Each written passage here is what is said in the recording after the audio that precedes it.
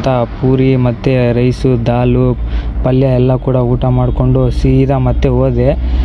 ಮತ್ತೆ ಹೋಗಿದ್ದಕ್ಕೆ ಅಲ್ಲಿ ಗಾಡಿ ರಿವರ್ಸ್ ಬಿಡು ಅಂದರು. ಬಿಟ್ಟಿದ ತಕ್ಷಣವೇ 2 ಪೈಲೆಟು ಹಾಕಿದ್ರು. ಮತ್ತು ಇನ್ನು ಅವೆಲ್ಲ ತಂದು ಹಾಕಿ ಕ್ಲೀನಾಗಿ ಹಿಂಗೆ ಜೋಡಿಸ್ಕೊಂಡಿದ್ದೆಲ್ಲ ಆದಮೇಲೆ ಸೀದಾ ಟಾರ್ಪಲ್ ಹಾಕ್ಬಿಟ್ಟೆ ನಾನು ಇದ್ರ ಮೇಲೆ ಎಲ್ಲ ಕೂಡ ಕ್ಲೀನಾಗಿ. ಅದೆಲ್ಲ ಆದಮೇಲೆ ಸ್ವಲ್ಪ ಚೀಲ ಹಾಕ್ಕೊಳ್ಳೋವಿದ್ವು, ಚೀಲ ಎಲ್ಲ ಹಾಕ್ಕೊಂಡೆ, ಬಟ್ಟೆ ಚೀಲ. ಅದಾದಮೇಲೆ ಕ್ಲೀನಾಗಿ ಈ ಥರ ಟಾರ್ಪಲ್ ಹಗ್ಗ ಎಲ್ಲ ಹಾಕ್ಕೊಂಡು ಸೀದಾ ಹೊರಟೆ. ಟ್ರಾಫಿಕ್ ನೋಡಿರಿ ಎಷ್ಟೊಂದಿದೆ ಈ ಬಾಂಬೆಯಲ್ಲಿ. ಈ ಮುಂಬೈಲಂತೂ ಟ್ರಾಫಿಕ್ಕಿಗೆ ಬರೋನೇ ಇಲ್ಲ, ತುಂಬ ಅಂದರೆ ತುಂಬ ಟ್ರಾಫಿಕ್ಕು.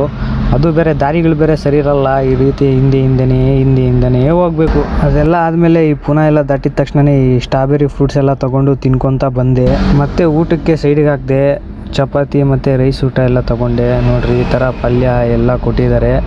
ಹೊಟ್ಟೆ ತುಂಬ ಚೆನ್ನಾಗಿ ಊಟ ಮಾಡಿದೆ. ಅದೆಲ್ಲ ಆದಮೇಲೆ ಸೀದಾ ನಾನ್ ಸ್ಟಾಪ್ ಮುಲ್ಲಾ ಡಾಬಾದ ಹತ್ರ ಬಂದೆ. ಮತ್ತು ಇಲ್ಲೊಂಚೂರು ರೈಸ್ ತಿಂದು ಇಲ್ಲೆಲ್ಲ ಕೂಡ ಸ್ವಲ್ಪ ರೆಸ್ಟ್ ತೊಗೊಂಡೆ. ಇಲ್ಲೆಲ್ಲ ಕೂಡ ಗಾಡಿಗಳೆಲ್ಲ ಸೈಡಿಗೆ ಹಾಕಿ ಒಂಚೂರು ರೆಸ್ಟ್ ತೊಗೊಂಡೆಲ್ಲ ಹೋಗ್ತಾರೆ ಡ್ರೈವರ್ಗಳೆಲ್ಲ. ಇಲ್ಲೆಲ್ಲ ಕೂಡ ಸೆಕ್ಯೂರಿಟಿ ಎಲ್ಲ ಇರ್ತಾರೆ ಡಾಬಾದ ಹತ್ರ, ಅದರಿಂದಾಗಿ ಫುಲ್ ಸೇಫ್ಟಿ. ಅದೆಲ್ಲ ಆದಮೇಲೆ ನೋಡಿರಿ ಬೆಳಗಿನ ಜಾವ ಎದ್ದು ಬಿಟ್ಟಿದ್ದೀನಿ. ಬೆಳಗಿನ ಜಾವ ಅಂದರೆ ಬೆಳಗಿನ ಜಾವ ಅಲ್ಲ, ರಾತ್ರಿ ಒಂದು 12:45 ಟೈಮು, ಅಂದರೆ 1 ಗಂಟೆ ಅಂದ್ಕೊಳ್ಳಿ. ನೋಡಿರಿ ಒಂದು ಗಾಡಿನೂ ಇಲ್ಲ, ನಾನ್ ಸ್ಟಾಪ್. ಈಗ ತಣ್ಣಗಿರುತ್ತೆ ಟೈಮು.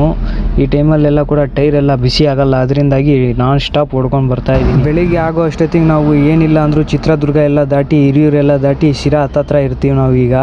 ಯಾಕಂದರೆ ಆ ರೀತಿ ಗಾಡಿ ಹೋಗ್ತಾಯಿದೆ. ಯಾಕಂದರೆ ಫುಲ್ ನಾನ್ ಸ್ಟಾಪಾಗಿ ಗಾಡಿ ಓಡಿಸ್ತಾಯಿದ್ದೀನಿ. ತಲೆ ಬಿಸಿ ಇಲ್ಲ, ಆರಾಮಾಗಿ ಹೋಗ್ಬಿಡ್ಬೋದು.